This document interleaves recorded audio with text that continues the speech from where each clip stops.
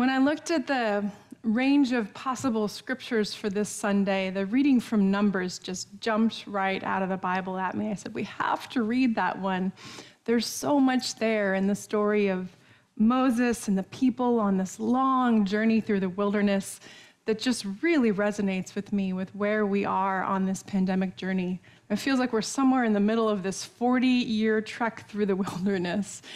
And how many times they must have retraced their path and felt like they were lost or they were getting nowhere. It just really rings true to this moment now, 18 months in. When will we get there? Right? They must have said. And it brings up echoes for me of when will things be back to normal, right? When will this be over? And the Israelites, I think like we're tempted to do, are thinking back to how things used to be, how great they used to be, right? And the scripture paints it in such beautiful terms, such vivid terms, as they're thinking about the fruit and the vegetables, you know? They're thinking about the leeks and the onions and the garlic and the fish. Yeah, this manna, whatever, you know? And I feel such resonance with that. Because early in the pandemic, you know, God was feeding us right where we were. And that was a miracle. You know, the first time we turned on the camera and we were all our little squares on Zoom, it was like, oh my gosh, we're together even though we can't be together. And now we're just over it, right? We want the melons, we want the cucumbers, we want the leeks and the garlic. We long for those things that give life its flavor, its spice, its joy. Our physical communion together, our communion wine, remember that? The ability to sit down and eat together, right? The ability to come together without any kind of electronic mediation. There's so much that we miss and that we long for. And that's a real place. You know, it's easy to make fun of the melons and the leeks and the garlic, but it's a real place when we say our strength is dried up. I don't know about you, but there are a lot of days these days when I feel like my strength is dried up. And I resonate a lot with Moses, the leader, right? I'm a leader in this community. You all are leaders, you know, at the very least in your own lives, but probably in your families, many of you in your places of work, other institutions. Our strength is dried up. There's so much to carry, the decisions every single day. And when those decisions kind of get thrown back in your face and there's this side and there's that side, it just gets even harder. I have to say my patience has gotten like, there's not a lot left. Just ask my kids. Ask anybody who's been in the office recently. Our strength is dried up, and we don't know how to renew ourselves. We don't know how to go on. But Moses does something really, really smart here. Moses gets real with God. Moses just throws it right back in God's lap, literally. Moses says, what did I conceive this people? Did I give birth to this people? Right? Only their mother could deal with these people. Maybe not even her. Moses says, you are the mother of this people, right? You're the one who needs to nurse them and carry them. How has all this been put on me, right, as the mediator? Let's get you, God, directly in touch with this people. That's what they need. And Moses is exactly right. And God sees that. And God responds to that. And what you see in this interaction is God says, okay, let's do it. Call 70 elders to the tent of meeting, right, to the church. And we're going to spread the spirit that's on you, Moses. We're going to spread that spirit out on these 70 elders. And it works. And I can just feel the sigh of relief from Moses that there is this leadership, this guidance, this discernment, this spirit out moving amongst his people. right? That they are able to care for one another, to buoy one another up, to give one another the encouragement and the strength to step forward another day. That's all coming from God, directly from God to the people. And Moses is like, yes. But Joshua, on the other hand, right? Joshua, the party loyalist, right? He's jealous for Moses because it turns out these two guys didn't come to the tent. They didn't come to the church. They were back in the camp. They were still at home, and they got some of the Spirit too. Eldad and Medad, right? They're coloring outside the lines. And Joshua's like, Moses, this isn't okay. You have to stop them, right? They're not in our institutional structure. They're not in our party system. We can't nail them down. Moses is like, what are you worried about? This is from God. Would that all of God's people were prophets. Would that the Spirit was poured out over everyone. And I think, again, that's such a beautiful illustration of what we've experienced this last year and a half. Because we used to think, we knew, if you would have asked us, God is everywhere. But we used to think, church is the place where you come to meet God, right? That's where my spirit, my religion, my faith lives. That's its house, right? All of a sudden, we couldn't come to this house. And we were back in the camp. We had to stay away. And we experienced, many of us, that Spirit in ways that we never would have expected. Right? We experienced the Spirit coloring outside of the lines, meeting us in our own homes. Ann and I were talking the other day about the categories that our canons, our church law has for different members and membership status. And one of the things that it distinguishes is whether you're a communicant, right? Whether you've had communion. It's very specific, twice or more in the last 12 months. If you have, then you're a communicant, right? And I said to Ann, well, there's no way for us to know who's a communicant now. We send communion out to people's houses. You could be a communicant without ever having stepped foot in the church. And we never would have even conceived of that a year and a half ago. We never would have thought that, we would have maybe entertained the thought, but really to take a good hard look at the fact that you can create community and it can be real and it can be authentic and it can be life-changing with people that might not ever step foot physically in this church. With a virtual community, that could be something real. That could be such a real and important thing that we continue to incorporate it into the life of our congregation and community. That wouldn't have occurred to us, right? The Spirit has been using this pandemic to color outside the lines, to come to us in all kinds of new and surprising ways. And it's okay for us still to miss the melons and the garlic. That's real too. There's a link, this particular lectionary track, there's always a link to the gospel, and that's why they chose this Old Testament reading, was to go with the gospel.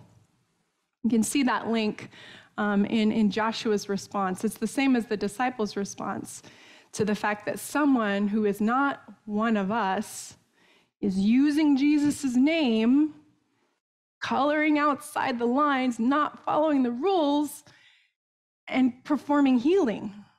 Right? Having success at the most difficult kind of healing, which is the exorcism of a demon, a kind that the disciples themselves struggled with. Right? As human beings, we seem to be so good, not only at looking back to the good old days when God is here in this present moment giving us gifts, we also are so good at deciding who's in and who's out. Just seems to be one of our basic human traits, is drawing that line, deciding who's in and who's out. One of the commentators that I listened to, Debbie Thomas, said this week that we make ourselves God's bouncers. We make ourselves God's bouncers, when what God is asking us to be is God's hosts, right? The people that throw open the doors and say, come in, y'all. There's a gracious table with food for everyone. but we make ourselves God's bouncers, and we decide who's in and who's out, and who's good enough and who's not good enough, right?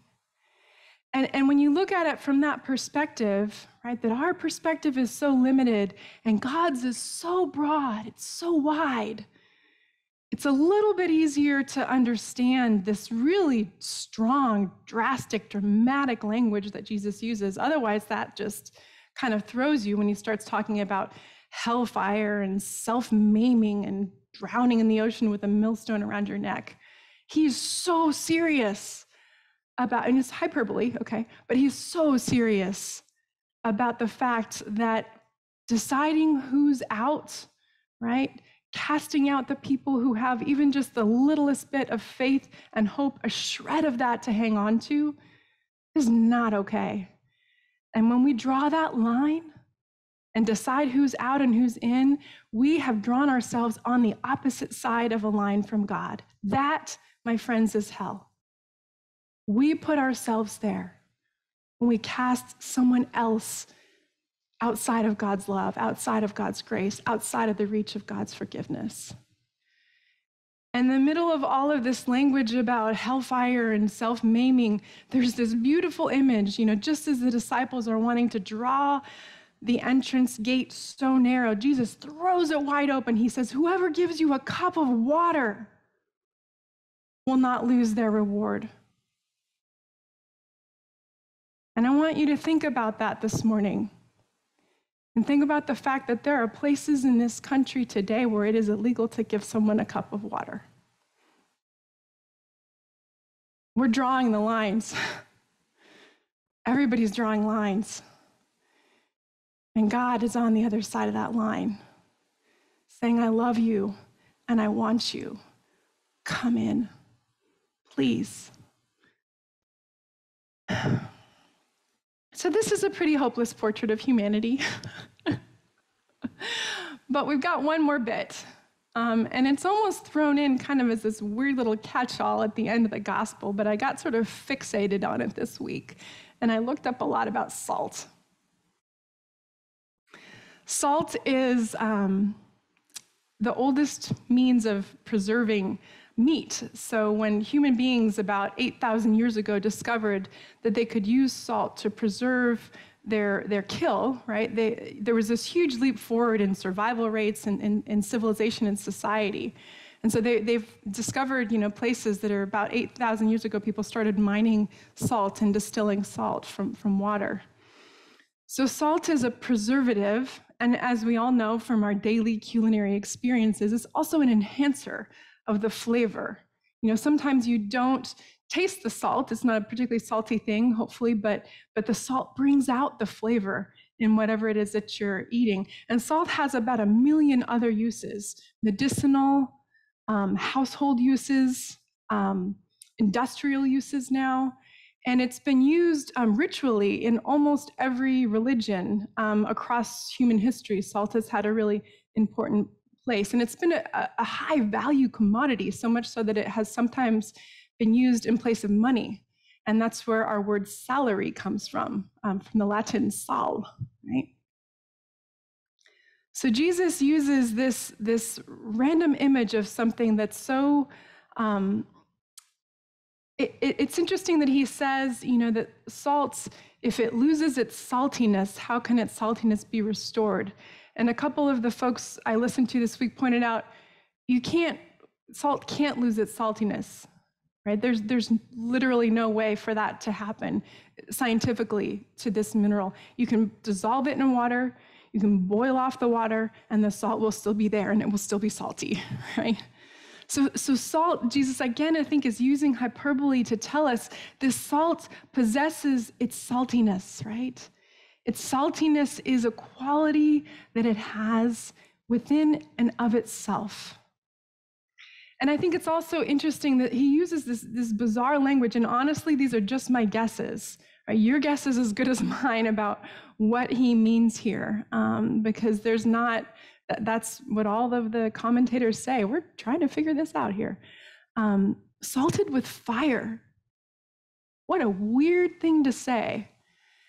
And I read that and I can't help but think about our time 1 year ago, that it's the 1 year anniversary tomorrow of the glass fire, that we all lived with the proximity of that, with the evacuation, with the fear, with the smoke, with the loss and devastation that we're still recovering from, right? And so I think about salted with fire as these experiences that we have in our lives of suffering that just come to us. And if the fire is connected with the fire of hell or Gehenna, which it comes immediately after that in the text, that fire is about separation, self-chosen separation from God when we judge other people, right? So there's these experiences that come to us in our lives when we feel separate from God, when we feel the agony of whatever it is that this world is putting us through. Salted with fire.